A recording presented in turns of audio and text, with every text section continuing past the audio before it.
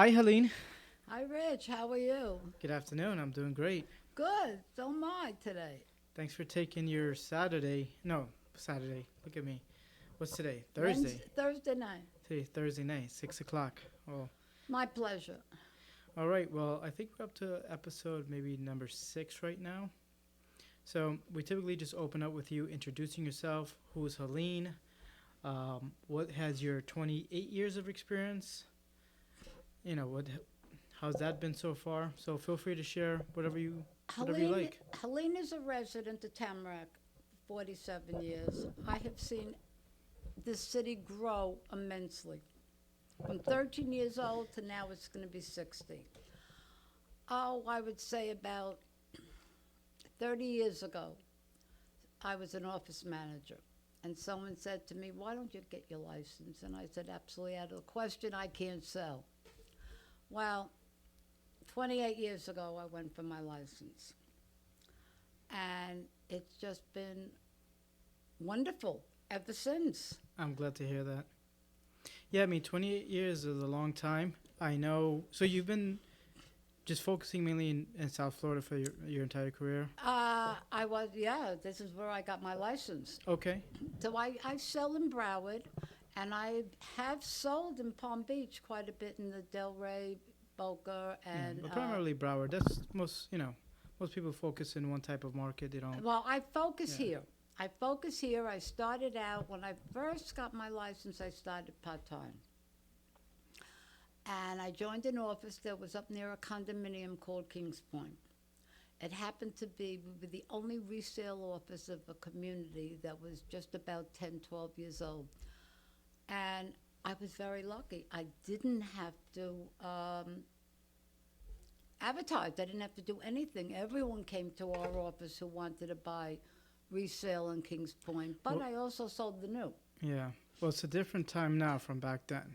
Oh, entirely. Back then, I used to send out, I made my own. I printed them myself, I cut them, I went to Kinko's, I made my own little cards. Can we talk? Kinkos.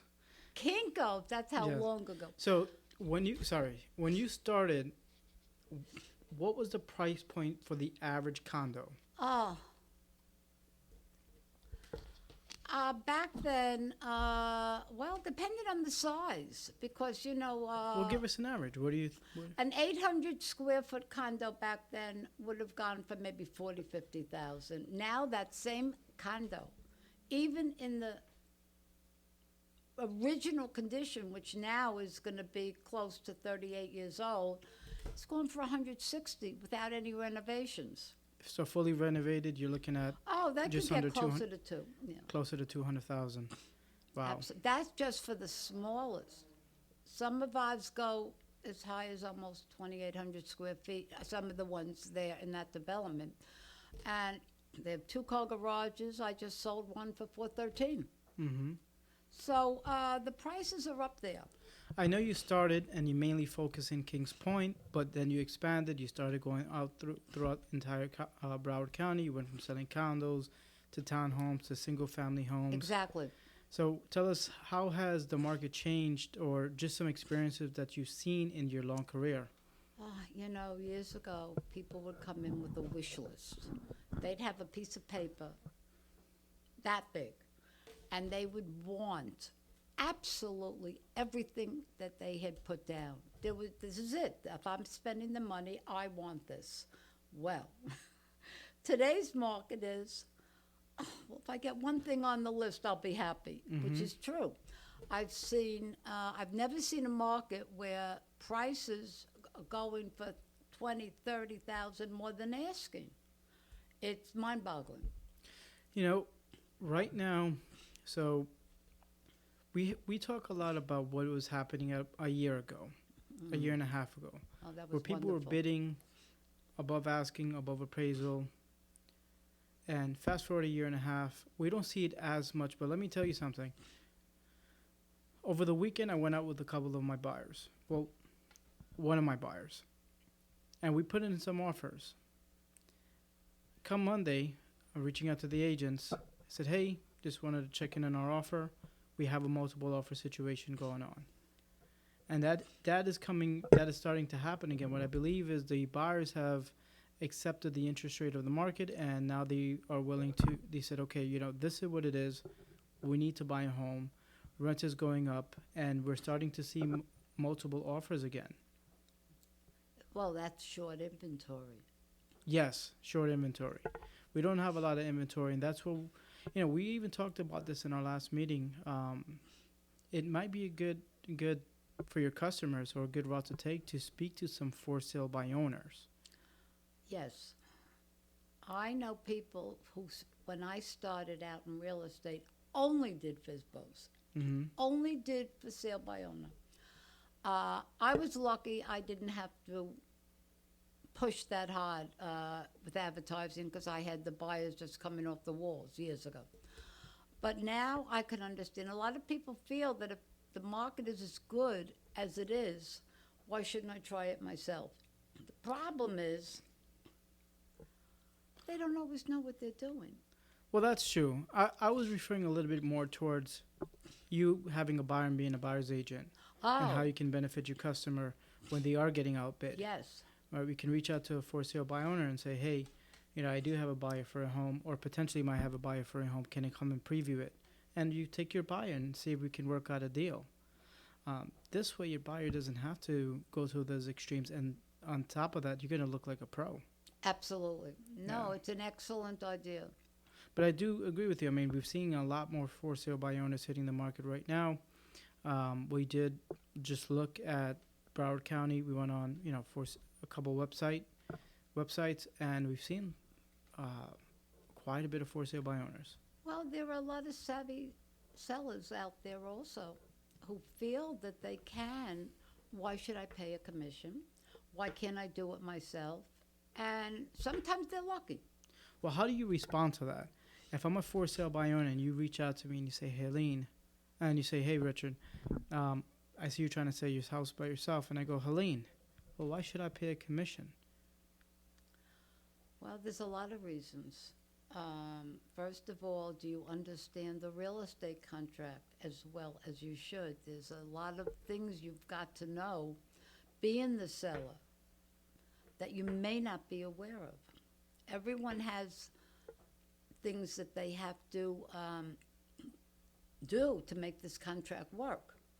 There's time limits. Our contracts are as is with right of inspection. However, they also are time sensitive.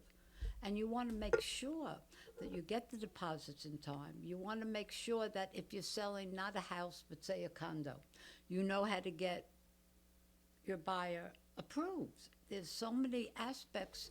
It's not just, I'll buy a dress and give you the money. There's legalities that you're responsible for.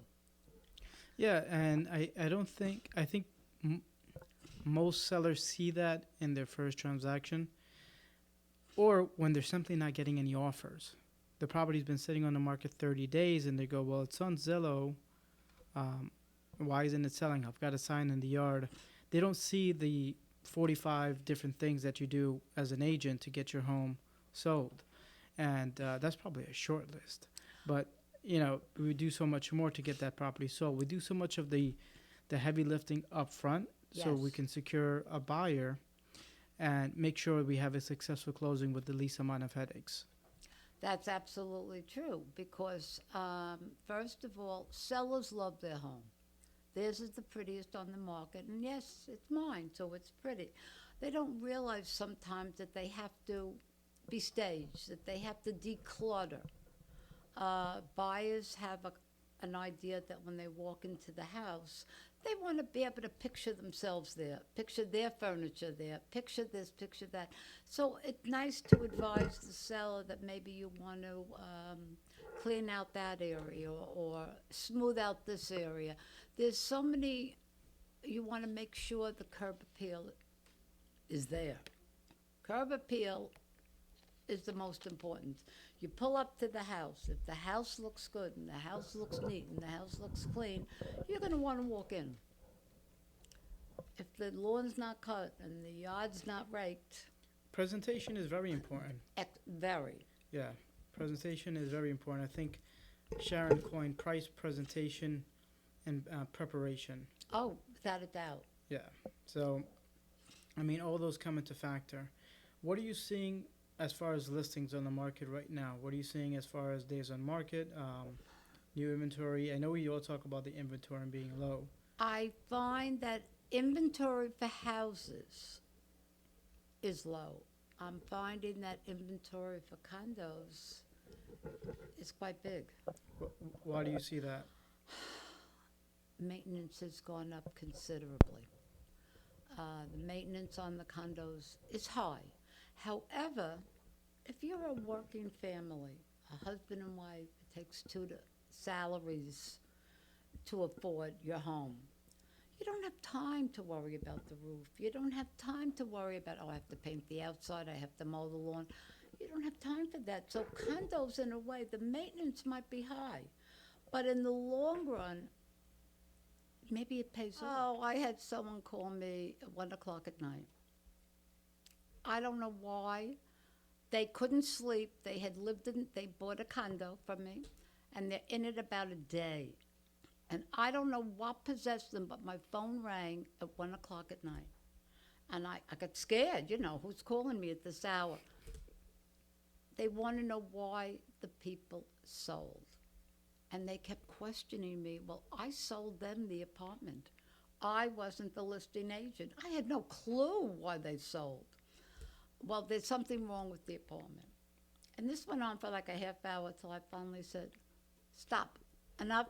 We're speaking in the morning, and that was it. But I've had some crazy. Did you think the house was possessed? Haunted or possessed or it was. It got. Well, I've had some buyers where, we were under contract or going to be under contract. They made an offer, and some people are superstitious. Yes. They tell their parents or they'll tell their friends and family about it. So I had this one customer, and we decided to make an offer on this beautiful villa right on the water. She comes back to me the next day. She goes, "We've got to cancel that offer." I'm like, what? What happened? You were so in love with it. She says, "I hear that at night, if your property's on the water at night, I don't know if I should say this on air, but I hear at night that all the haunted people come out of the water. All the ghosts come out of the water. So I can't live on the water." I said, "All right, I'll call the agent tomorrow. We'll cancel the transaction." And that was it. So you just never know. I had a client once who couldn't be near electric wires. The electric wires, this was so challenging. The electric wires, the high tension wires, not just an electric pole. Okay, we got it now. She couldn't be near them because the electrodes, the way she explained it, and I know nothing about this, were going to beam into her apartment. This is a true story. I ended up finding her an apartment.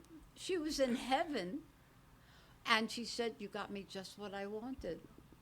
It was more important the apartment not be affected by high tension wires than the exact condition of the apartment, because she could always change the condition. Yeah, that was a first. So look, I feel like there's always going to be a first, something we've never experienced before. So that's actually what brings a little bit of fun into real estate. Honestly, you meet a lot of interesting people, and it's just a fun experience, in my opinion. Right, you just don't know who you're going to meet. Right, different personalities, different beliefs. It's fun to me. Well, in 28 years, I forgot half of the things that I had gone through. But I always said, I'm adding that to my book. I'm writing on the book, The Other Side of the Contract. That was going to be my book, because so many bizarre. What was the name of the book? The Other Side. The Other Side of the Contract. Oh man, I'll read that book. And I really was going to write a book, but then I don't know what I did with all the, because I've had the most bizarre experiences, but you grow with it. Mm-hmm. and you learn that you're not just a person. You're not just a person selling something. You become their mother, their grandmother, their psychiatrist, their psychologist. You have to be able to deal with every emotion because Yes. buying a house is very emotional.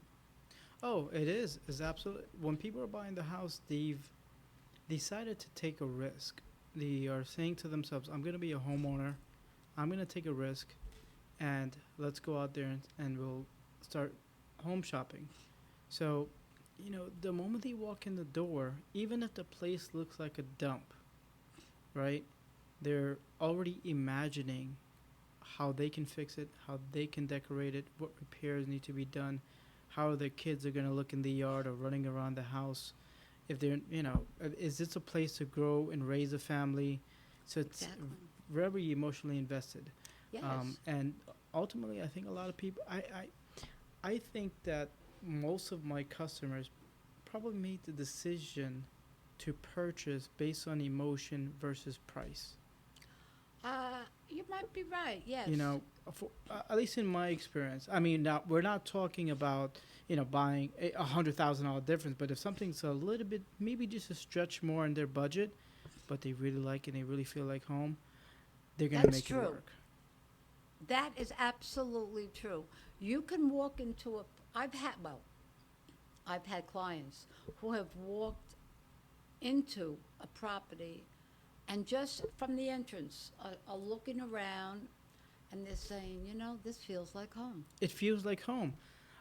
Yeah, that's how it is. It might also remind some people of their childhood home, True. right? Yeah. It might remind somebody of their grandmother's place that they had good memories of.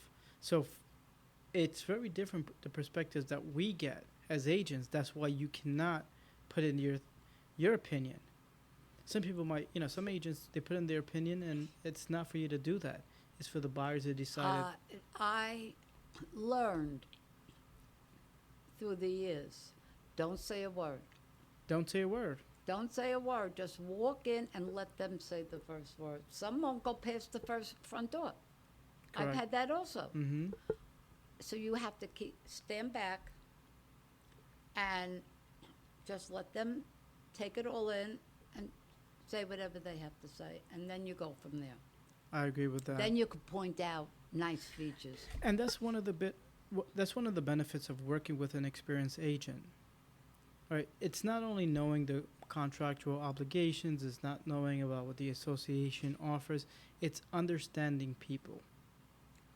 Very much so. Understanding people. Sometimes some agents ruin the experience. And I'm not trying to talk negatively about any agent, but sometimes you have to know where the boundary line is. Right? I don't want to hear your opinion on everything. No. Let me form my own opinion and let me decide on what I want. If I need some advice, then I'll ask you. That's what you're there for as my agent, right? Now that's just my approach. Whenever I show a property, I want to make sure that my customer gets the full experience before I say anything.